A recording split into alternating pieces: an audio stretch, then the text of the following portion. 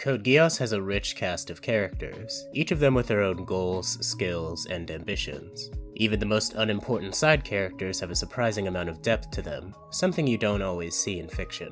Another great thing Code Geass has is its iconic Knightmare frames. These mythic machines pack more power than a tank and have redefined warfare in the Code Geass universe. And I think one fun way of differentiating between the many named characters is by their raw combat ability inside their nightmares. Looking at pretty much every important character in the series, I think we can draw up a tier list of just how strong everyone roughly is. That being said, fights in Code Geass are rarely fair or straightforward. This is war after all. A lot of these, like the series itself, are up to interpretation. Still, I think we have enough here to have an interesting discussion. My name is Zero, this is Kato, and today let's rank the pilots in Code Geass. Starting off in the E tier, we have Tamaki. Tamaki is just about as close to a gag character as Code Geass had. As a Knightmare pilot, Tamaki is seemingly average in every way. Outside of fighting nameless grunts, Tamaki hasn't ever shown any ability to beat any of the other named Knightmare pilots in the series.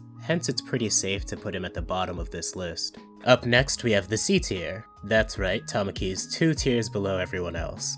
Next we come to the core members of Zero's original Black Knights. As such, all of these pilots were indispensable to Lelouch at the very start of his rebellion. Minami and Sugiyama both went on to become captains of their own divisions. Later, both Inoue and Yoshida fell in R1. I think it's safe to say that all 4 of these pilots were roughly equal in strength, if not luck. The only exceptions to this might be Minami and Ogi. Minami eventually became the captain of the Ikaruga, though I'm not sure how directly that relates to piloting strength. Ogi was the first leader of the Japanese resistance, which is the only reason I might put him above those other core members. Being smart and capable enough to lead his fellow pilots, combined with about the same raw combat ability, might just barely edge him out here. Valletta is an odd one because I'm not sure we ever actually see Valletta fight anyone one-on-one in her Knightmare. Despite this, Valletta was still an officer in the Britannian military, so she was above just everyday soldiers. Think of her as more of a baseline for the Britannians than anything else. Now we're moving up to the B tier, starting with Jeremiah. I'd have to put first appearance Jeremiah just above Valletta, but Jeremiah actually has an impressive combat feat right in the first episode of Code Geass. He fights with and disables Colin's Glasgow. Now there are caveats. Colin's Glasgow is basically a hunk of outdated scrap metal, and she's trying to protect the cargo the Resistance just stole. Jeremiah came in with the better machine and weaponry. It's not like he won on equal terms. Besides, at this point Colin has none of the experience that will one day make her one of the strongest pilots ever. Regardless, she is still Colin, and however it happened, Jeremiah did get a pretty good edge over her. This is still a feat. I wouldn't be surprised if Colin managed to immobilize or kill a less skilled Knightmare pilot in this scenario. I'd say that's enough to put Jeremiah in B tier. C2 is a unique entry on this list because, in my opinion, she's probably the best at making the most of what she's given. When Suzaku was rescuing Euphemia after she was shot by Lelouch, C2 managed to hold the Lancelot at bay with precise cannon fire. Her first real fight was in R1 against Jeremiah's new Knightmare, when she had to fill in for Lelouch and again save his life. This time she operates a 2-person mech which was running on fumes by herself, and she managed to sink Jeremiah down into the ocean with her. Her last fight was against Colin in R2. Here, Colin already had the strongest Knightmare in the entire series, so all C2 really did the entire fight was stall Colin, using other grunts to buy time for Lelouch to escape. In this way, C2 lasted longer than she had any right to. Indeed, in both of C2's fights, she made the best out of terrible situations, making her a capable enough pilot in her own right. It's pretty hard to scale her definitively, but this placement is modestly fitting in my opinion. Being able to hold out against high-tier pilots or above, even when they're in specialized Knightmare frames, is definitely impressive. The 4 Holy Swords are probably the most capable Knightmare pilots left in the Japanese resistance before the emergence of the Black Knights. Each of these pilots are elite, piloting the best Knightmare technology that Japan had. Their reputation is so great that when Cornelia was destroying the JLF was just trying to hold out long enough for the 4 Holy Swords to get there and save them. Despite being elite pilots, even the 4 Holy Swords are outclassed by some of the more absurd characters later on. The best example of this is probably when they all tried to gang up on Suzaku's Lancelot, which didn't end well for them. All the same, I think it's safe to put them here as a high B tier. Dalton is one of Cornelia's royal guards, and part of one of the most feared combat divisions in the entire Britannian Empire. Alongside his comrades, Dalton has been personally responsible for bringing entire areas under Britannian control. Even the introduction of the Royal Guards happened with them subjugating Area 11 nearly effortlessly. That is to say that Dalton is very, very capable, and easily able to handle his own against most pilots. He was even the reason why Lelouch won against Cornelia, though perhaps not entirely fairly. We didn't really get to see him fight much, and he's only this low on this list thanks to that. It makes sense narratively for him to be a slightly superior rival for the Four Holy Swords. Finally, we move up to the A tier, where we'll find all of the undeniably high tier Knightmare pilots. Monica and Dorothy are the first of the Knights of the Round we'll talk about. The Knights of the Round are some of the best pilots in the entire world, assigned only by royalty due to exceptional skill and service. Each one of them is a force in their own right. In Code Geass, we never really saw much from most of the Knights of the Round, Monica and Dorothy included. We briefly saw them in one quote-unquote fight against Suzaku that ended almost instantly, so we don't really know what they're capable of. Still, just being Knights of the Round is enough to speculatively put them in A tier. Most of them should be more capable than the most elite soldiers we've seen, which would be Cornelia's Royal Guard. Bradley is the Knight of 10 and is known as the Vampire of Britannia. We've seen more of him fighting than we did of some of the others, but it was mainly against grunts, a defenseless Lelouch, and, well, Tamaki. His only real fight was against Colin's Gurren Seitan 8 Elements, which was a one-sided slaughter even with his backup. Again, it's hard to rate him because we never really saw what he was capable of exactly, but this placement is a reasonable guess.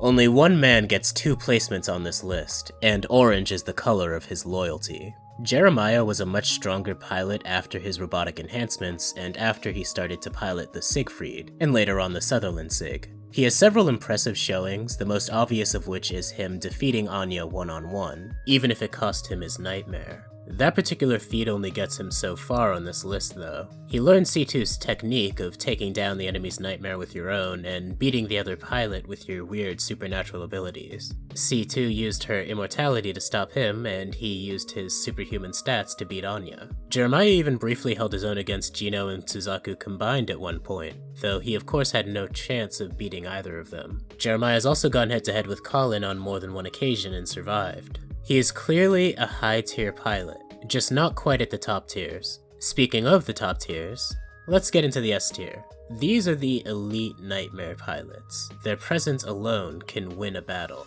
First up is Rollo. Rollo is an interesting entry, mainly because his skill comes almost entirely from his Geass, not from his piloting. He's had a decent showing against both Colin and one of the Four Holy Swords combined, which is why I put him here. Not many people can disregard the Ace of the Black Knights, which makes this even more impressive than Jeremiah's achievements. It's supposed to be like the appearance of Suzaku's Lancelot in Stage 2, and that is a flattering image against which to be compared. The obvious weakness to Rollo is that he's helpless if the enemy simply attacks him out of the range of his Geass. Even when he saved Lelouch, he had to rely on his Geass rather than just the Shinkiro's absolute defense, somewhat showing he isn't quite the most skilled. This shield is a specialized weapon suited only for Lelouch, so that isn't much of an anti-feat. Particularly because Rollo is an impressively young Knightmare pilot as well, who definitely had room to grow. Rollo at least belongs here. In a close quarters fight where he takes his opponent by surprise, it'd be hard for him to lose with his Geass and lethality. Anya is the first Knight of the Round that we really got to see in action. The Mordred is one of the strongest Knightmares in the series, and Anya herself is the youngest Knight of the Round ever. Outside of the beyond elite pilots like Suzaku and Jeremiah's suicidal Knightmare tactic, it's always taken an extremely concentrated effort to bring her Mordred down, like what happened in turn 11. She even held her own against Lelouch's Shinkiro. Anya is the first pilot on this list capable of turning the tide of a serious battle all by herself. Obviously she should be ranked above Jeremiah as a Knightmare pilot. He was only able to best her after losing the Knightmare battle. Guilford is Cornelia's personal knight, taking over her Glaston Knights after Dalton's death. In combat, he is second only to Cornelia herself, and has his fair share of feats. He fought Toto to a standstill twice, and has even managed to hold his own against the likes of both Suzaku and Gino. Guilford has also had a more one-sided fight against Colin where he did less well. All in all, Guilford has had impressive showings against some of the best Knightmare pilots in the world, but hasn't ever been able to quite defeat them. Lelouch is a surprisingly bad pilot when you really get down to it. He has his fair share of battles against name characters like Suzaku and Cornelia, but he's always been on the losing end in terms of Knightmare combat ability. He did go toe-to-toe with Anya's Mordred, which was easily his best showing. Overall, the biggest credit to Lelouch is him always managing to survive, even when he was outmatched. He's escaped the Lancelot countless times, he's able to anticipate and react to its attacks, even in a mere Sutherland due to his familiarity with Suzaku. The Lancelot struggles to catch Zero throughout the entire series, and this is the same machine and pilot that turns the average Knightmare into piles of scrap metal. Both the Gawain and Shinkira are powerful Knightmares, to the point where Lelouch often outclassed his enemies in pure specs, such as when he rescued Zinke. Still, Lelouch has only barely been good enough to survive. That said, it takes a special pilot to use the Shinkiro at all, and from what we know, he might be the only person who can actually use its absolute defense field to its full potential. I think this is the perfect spot for him on this list. Lelouch is sort of like a member of the Knights of the Round, who mostly need special Knightmares with weird abilities to bring out their full potential. Up next is Toto, and likewise I think this placement makes the most sense for this legendary samurai. The main appeal of Toto was that he was a superior Knightmare pilot and a strong general that could join Lelouch's cause. Toto was the strongest / most competent military force in Japan before Zero arrived on the scene. Since Lelouch isn't really intended to be a dominant pilot, I think it makes sense for Toto to rank above him even if his machine isn't quite as good. There's also the fact that Toto is on the front lines and has done combat with every intimidating Knightmare pilot in the series aside from Colin. The biggest reason I have to place Toto here is that I think it just makes the most sense to put him directly below the next person on the list. The Witch of Britannia lives up to her reputation, fighting at the head of one of Britannia's strongest Knightmare squads. At one point, Cornelia even held her own against the likes of Colin, although she's also lost handily to Colin on another occasion. We've only ever seen Cornelia in a handful of fights, but it's easy to put her ahead of Lelouch as she directly defeated him in stage 24, despite his Gawain technically being more advanced. I put her above Toto because her subordinate is Guilford, and he seems more like a rival for Toto than Cornelia is, narratively speaking. They never sent Toto to try to take out Cornelia. That job was always assigned to Colin or Zero himself, almost like Zero knows she's above the pay grade of anyone else. But when it comes to characters that really deserved an 8th generation Knightmare frame and never got one, Cornelia and Toto are clearly the top picks. The Knight of 3 doesn't have a lot of wins. He's lost to Colin and Suzaku multiple times, has fought a nerfed Zinke somewhat evenly, and has a pretty handy win over Lelouch. In all of his defeats, Gino fought the absolute best pilots in the series, and he held his own against them better than most. He even wore down Suzaku's Albion, which was a big factor in his loss to Colin at the end of the series. There's not much reason to put him above Cornelia aside from the fact that he's a real Knight of the Rounds, and they're supposed to be introduced as an escalation for the war in Japan. He's also piloting a better Knightmare than what most of the people ranked below him were using. Finally, we reach the SS tier. These warriors are beyond elite. They are the most intimidating foes and most accomplished soldiers in the verse. Up first is Zinke. Zinke is the man with the brains of Lelouch and the fighting skills of Suzaku. Needless to say, he's a tier above everyone prior on this list. He even has a sizable win over Colin, though that was an increasingly irrelevant version of the Gurren. He's had strong showings against Suzaku and Bismarck, even though he lost to both. This is all while Zinke is dealing with an illness throughout the entire series, doubtlessly limiting him in a way we can't qualify. A hypothetical healthy Zinke would probably be able to match, if not defeat, the next person on the list. Bismarck is the Knight of 1, Britannia's strongest knight. He has only ever lost 2 fights, one to Marion the Flash and the other to Suzaku. It's easy enough to put him above Zinke, he defeated him after all. After that, it gets more difficult. The series has repeatedly shown us that Colin and Suzaku are closely matched, and there's no reason to think Bismarck would have defeated Colin's Gurren Seitan 8 elements, even with his Geass. Maybe Excalibur would have given him some edge against Colin's Radiant Wave Surger, but she probably would just smash the actual frame of his Galahad with punches and kicks. This is where we get to the fact that even Bismarck's Knightmare is nowhere near as capable as Suzaku and Colin's, but his Geass also gives him an edge that nobody else has. I think being the 3rd strongest Knightmare pilot we see in the series is fair.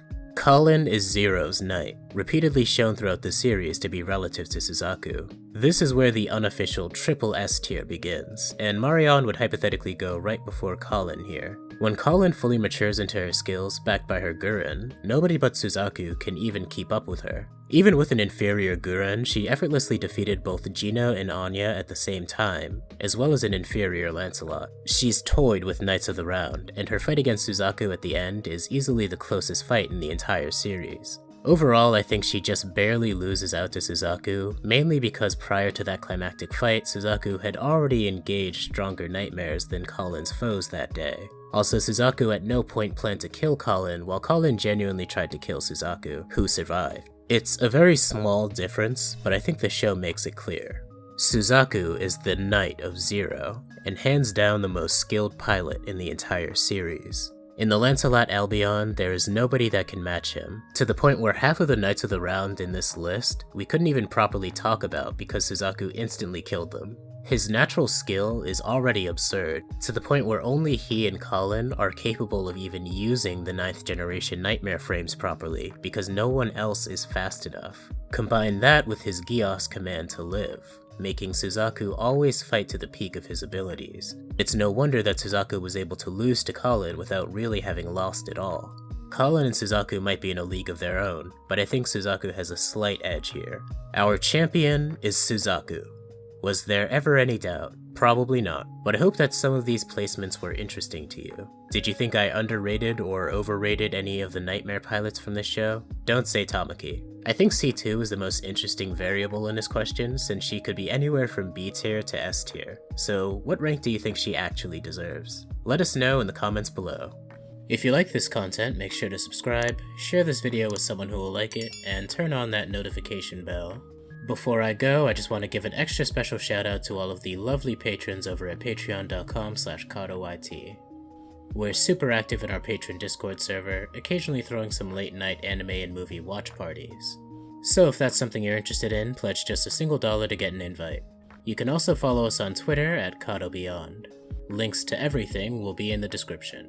Again, my name is Zero, this is Kato, and thank you all for listening to my dumb rants. Subscribe for more.